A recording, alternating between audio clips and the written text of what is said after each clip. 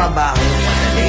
Wala kang karapatang maliitin yung trabaho ng iba. Yung iba sasabihin, gwardiya lang naman yan, rider lang naman yan, construction worker lang naman yan, gasoline boy lang naman yan, fast food crew worker lang naman yan.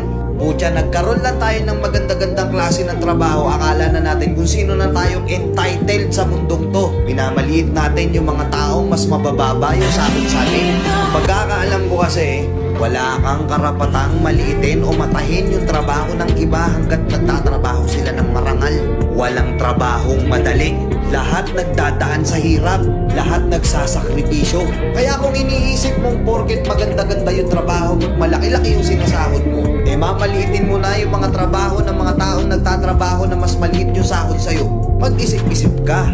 Baka bawiin sa'yo yan. Baka biglang bumaliktad yung mundo at sila naman yung umangat. Kahit anong trabaho mo, magpakumbaba ka pa rin. Bilog ang mundo, hindi palagi nasa taas ka. Kaya hanggat maaari sa lahat ng oras, magpakumbaba ka. Diba? May kilala pa kayong ganito? Minsan na rin pa kayong nilait ng mga ganitong klaseng tao?